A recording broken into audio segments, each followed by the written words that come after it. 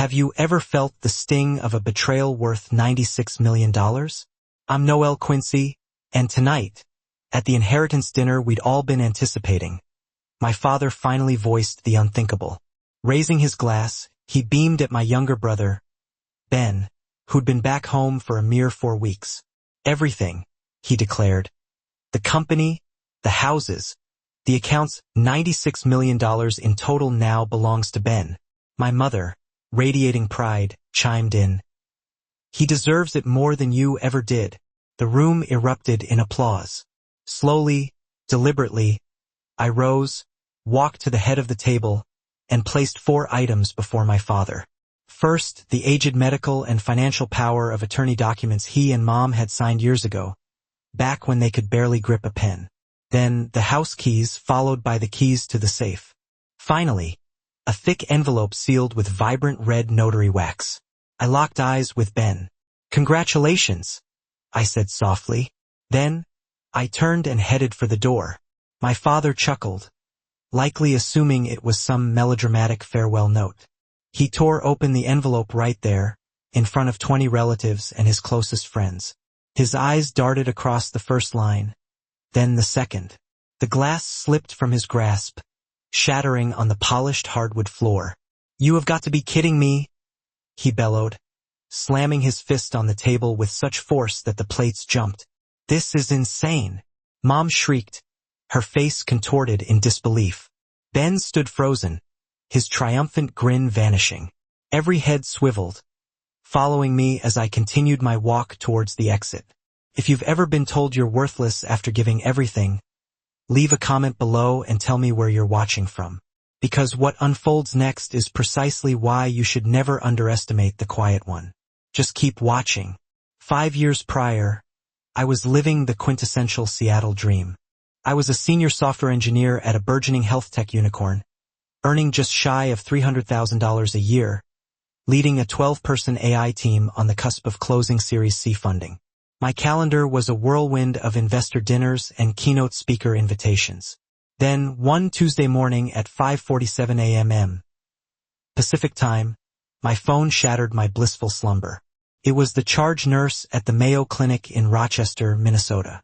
Dad had collapsed at the office, a massive ischemic stroke.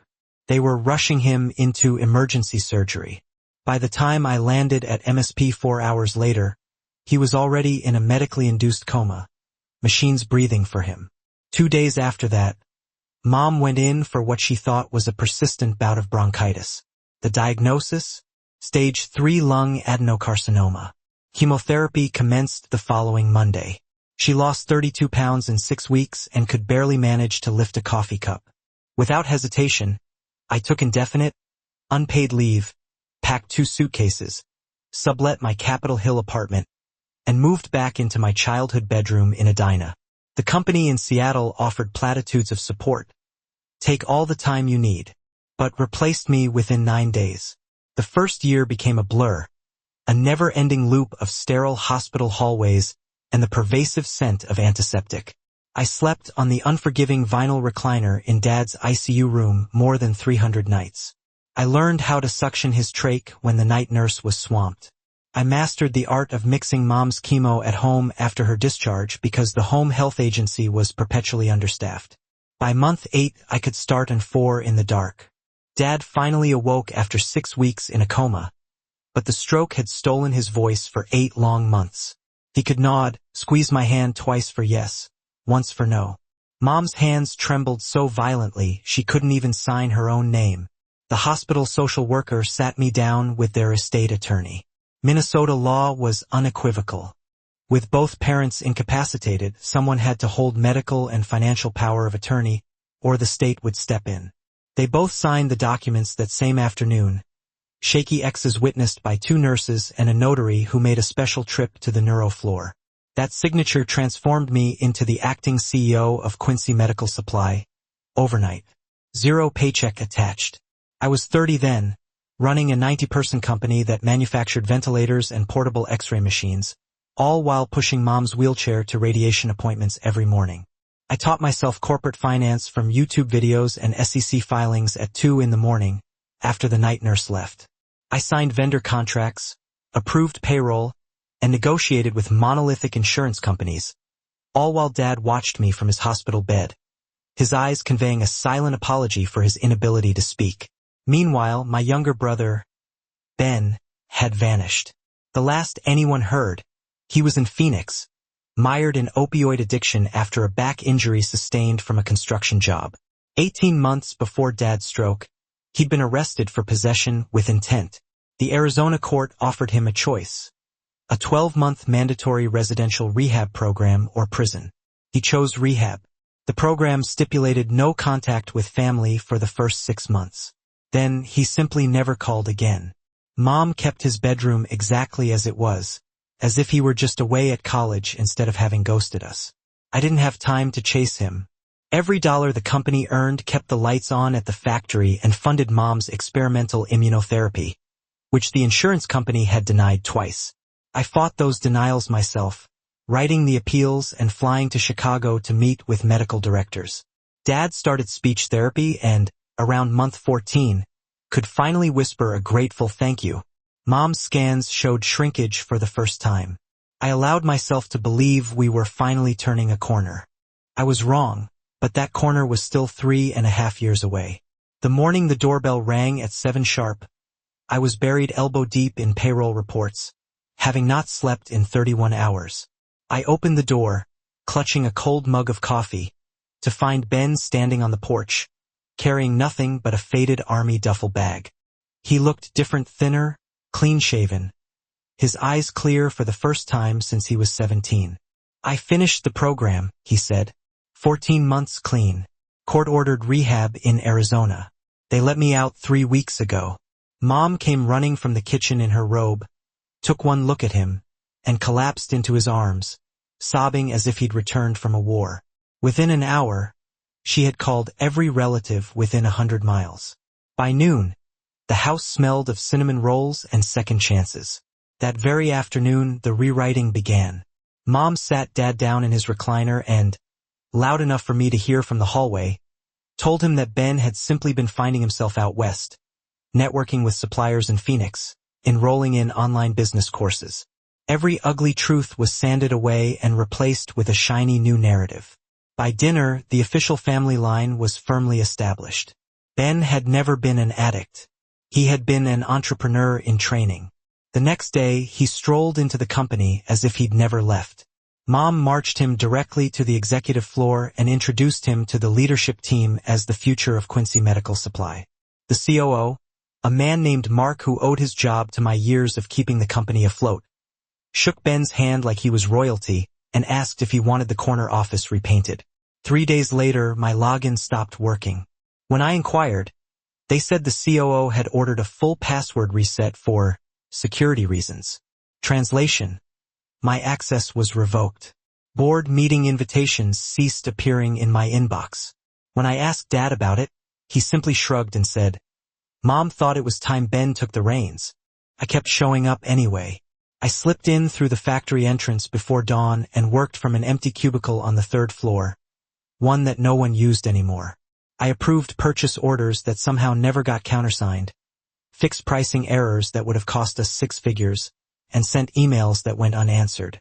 At night, I drove home, microwaved leftover lasagna, and coded on my laptop until sunrise, building something no one in that house knew existed yet. Ben began holding daily stand-ups in the conference room I used to run. He wore crisp shirts Mom ironed for him and spouted buzzwords he'd picked up from somewhere. Synergy, vertical integration, disruptive growth. Employees who once brought me coffee now brought it to him. Those who still nodded at me in the hallway did so quickly, eyes down, as if acknowledging me might get them in trouble. Mom redecorated his old bedroom that first weekend. New mattress, new desk, framed photos from when he was the star quarterback in high school. She hung a sign on the door that read, "Ben, future CEO." Each time I walked past it, I felt the walls closing in a little tighter. Dad's speech had improved enough to manage short sentences. He started soliciting Ben's opinion on everything: inventory levels, new product lines, whether we should bid on the Coleman regional contract. Every time I attempted to speak up, Mom cut me off with a smile that never reached her eyes. Let your brother handle it, honey. You've done enough. I stopped arguing, just nodded, retreated to my shadow workstation, and kept the company breathing while they planned a victory parade for a ghost who had been absent for the entire war. The night the chandelier illuminated the dining room like a showroom. 22 place settings awaited under crisp white linen. Silver clinked against crystal as the caterers poured the second round of champagne. Everyone who mattered in our little Minnesota empire was there: uncles who still sat on the board, cousins who owned dealerships, Dad's oldest golfing buddies, even the family minister. Dad stood at the head of the table in a midnight blue suit Mom had picked out that morning. His voice had grown stronger in the last year. He didn't need the microphone someone had set up, just in case. Tonight isn't just dinner, he began, raising his glass higher. Tonight, we pass the torch to the next generation, to the person who has proven he belongs at the helm. He turned and placed a hand on Ben's shoulder. My brother wore the same smug grin he'd been practicing in the mirror for weeks. Last week, I signed the final documents, Dad continued. $96 million in company equity, the real estate holdings, the investment accounts. Everything now belongs to Benjamin. A ripple of applause rolled around the table. Someone whistled. Aunt Linda dabbed her eyes with a monogram napkin. Mom reached over and squeezed Ben's hand so hard her knuckles turned white. She looked directly at me, across the rosemary-crusted lamb, and smiled the sweetest, cruelest smile I'd ever seen. He deserves it far more than you ever did, Noel. The words landed clean and sharp, like a shard of ice. A few cousins shifted uncomfortably in their seats, unsure where to look. Uncle Ray attempted to initiate another round of clapping, but it quickly died down. I pushed my chair back and stood. The room fell silent, the way it does when people sense blood in the water. I walked the length of the table, my heels silent on the Persian rug, and stopped right beside Dad. Then, one by one, I laid 4 items down in the exact center of the white tablecloth. First, the original medical and financial power of attorney, creased from years in my safe. Second, the house keys on the old brass ring Dad had given me the day I moved back. Third, the single key to the gun safe and document vault in his study. Fourth, one thick manila envelope sealed with red notary wax, my initials embossed across the flap. Every eye followed my hands. The chandelier made the wax gleam like fresh blood. I met Ben's stare, calm and steady. "Congratulations," I said, my voice soft enough that only those closest could hear it clearly. Then, I turned and started walking towards the archway that led to the foyer. Dad let out a short, dismissive laugh, the same one he used when I was 12 and begged to tag along on fishing trips. He thought he knew what was inside. A resignation letter, a tear-stained apology, a last desperate plea. He picked up the envelope, slid his butter knife under the seal, and ripped it open right there between the creme brulee and the port. The first page slid out. His eyes scanned the header, then the second line, then the third. The butter knife clattered against the porcelain. His face drained of color so rapidly I could see it from 20 feet away. He looked up at me, his mouth working, but no sound emerging, and finally roared loud enough to rattle the crystal. "You have got to be kidding me." Mom half rose from her chair. "Richard, what is it?" He couldn't answer. He just kept staring at the papers, shaking in his hand as if they were written in fire. Dad's roar still echoed off the crown molding when he finally found his voice again. He held the pages up as if they were contagious, reading aloud in a voice that cracked between fury and disbelief. 18 months ago, while I was still in a coma and Mom was barely conscious from chemotherapy, Noel Quincy, acting under valid Minnesota medical and durable financial power of attorney, transferred 98% of all Class A voting shares of Quincy Medical Supply into the Quincy Health Foundation Irrevocable Trust.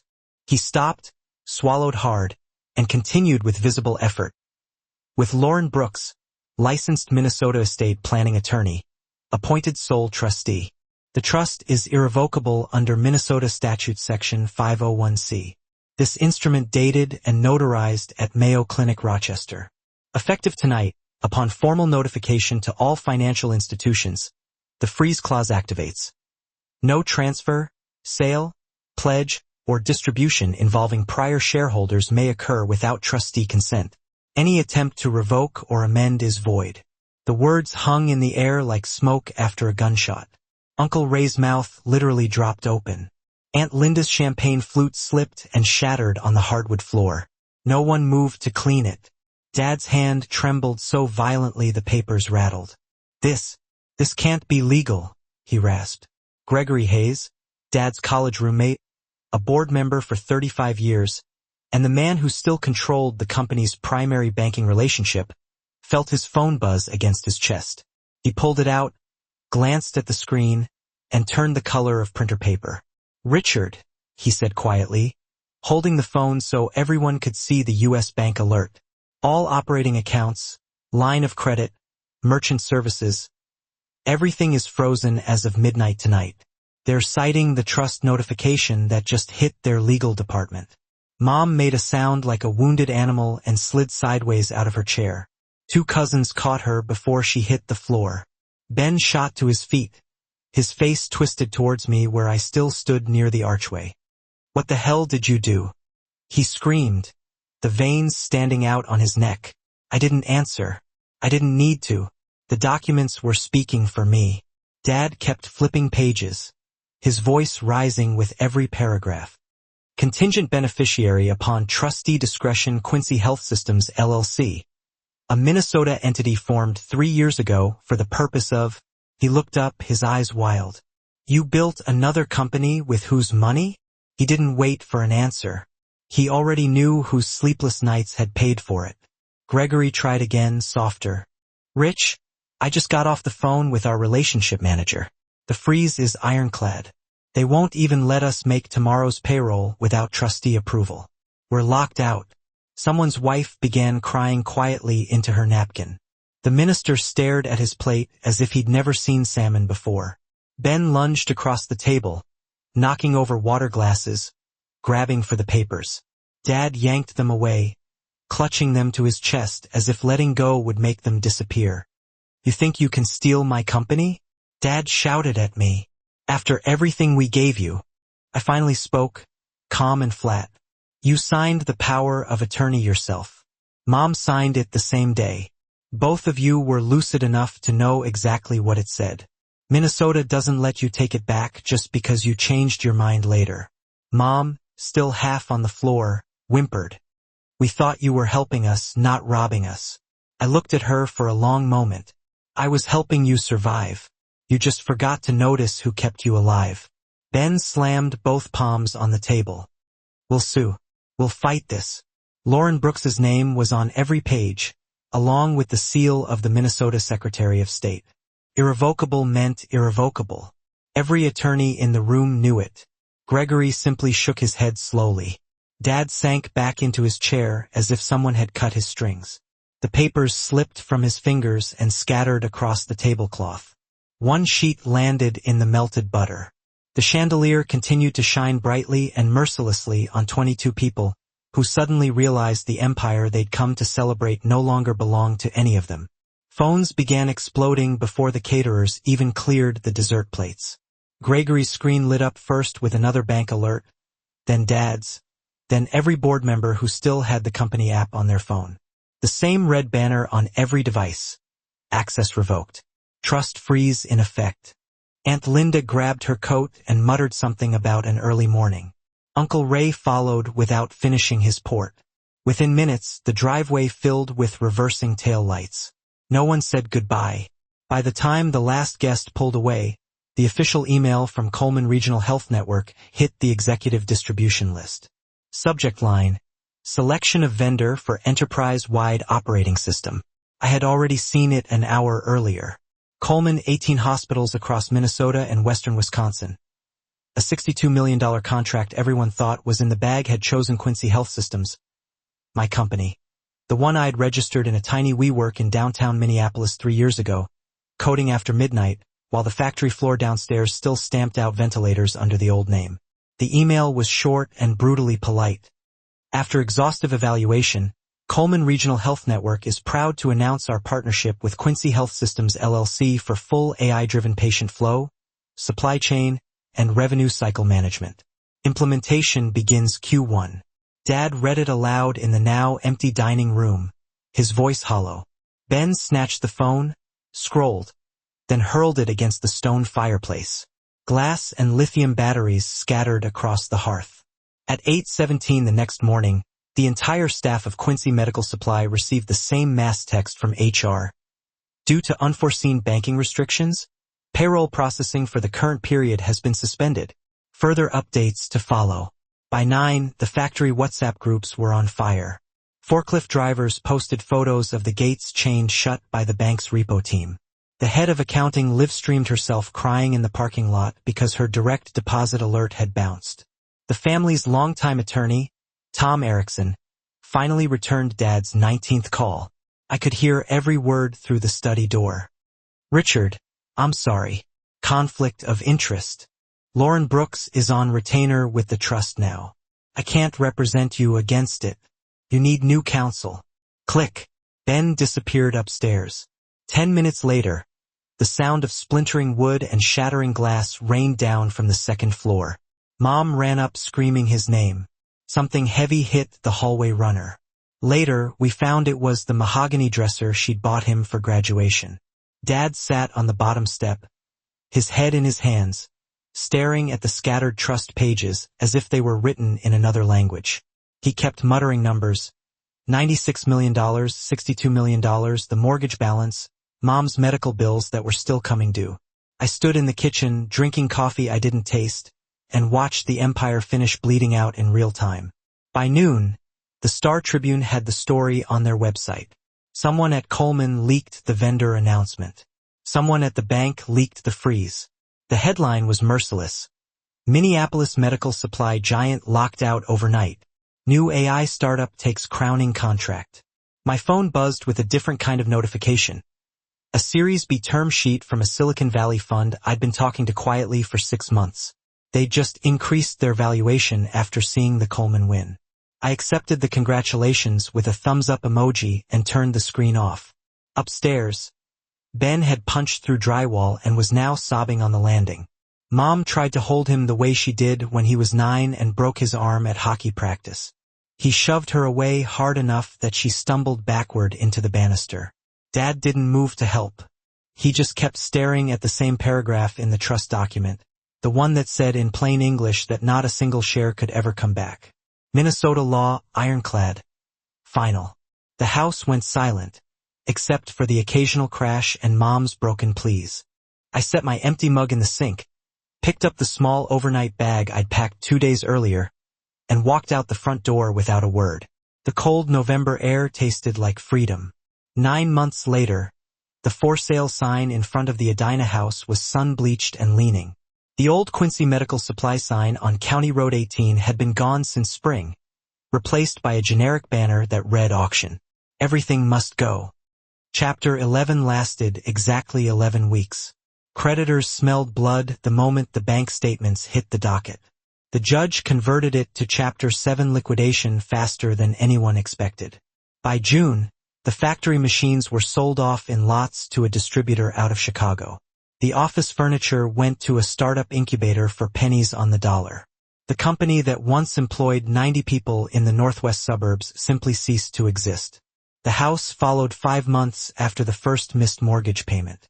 The mortgage was in Mom and Dad's names only. The trust never touched real estate. U.S. Bank filed for foreclosure in Hennepin County District Court and won by default. The sheriff's sale happened on a Tuesday morning in August. A young couple from Eden Prairie bought it for 62 cents on the dollar. They posted the closing photos on Instagram the same week. New quartz counters. Fresh paint. No trace of the family that had lived there for 27 years. Ben lasted 73 days on the outside. He tested positive for fentanyl the first time he tried to visit Mom after the eviction notice. 2 weeks later, Minneapolis PD picked him up asleep in a stolen Civic with a backpack full of pills. The public defender negotiated a plea, 18 months at MCF Lino Lakes with mandatory chemical dependency treatment. Mom cried when they took him away in cuffs. Dad didn't go to the courthouse. They moved into a 1-bedroom unit above a laundromat in St. Louis Park. Second floor, south-facing, $1,180 a month, including heat. Dad's Social Security and early retirement pension came to $416 combined. Mom's Medicare Advantage covered most of her maintenance chemo, but the copays still ate half of every check. They bought groceries with SNAP benefits and kept the thermostat at 62. Every lawsuit died the same way. They filed 3 in total.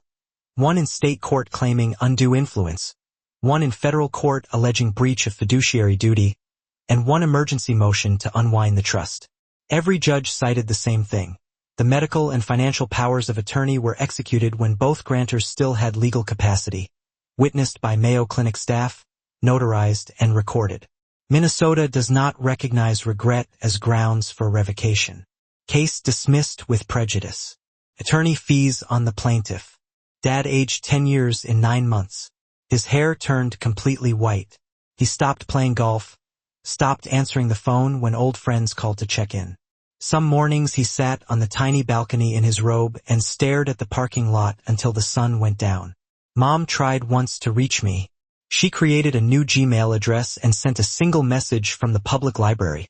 Here's the expanded and creatively rewritten version of the text, aimed for depth and detail. The library offer was a cruel jest. We're sorry. Please come see us. We have nothing left. The digital echo mocked me. I never dignified it with a response. The email address that message haunted was already a ghost, deactivated the very week I walked away. Memory lane became a path I actively avoided. Yet, curiosity, that persistent devil, would sometimes compel me to drive by the old house, now draped in the garish theatrics of someone else's life. Halloween decorations leered from the lawn, glowing skeletons in poses of macabre glee, and the trees, once witnesses to my childhood secrets, were now festooned with vulgar orange lights.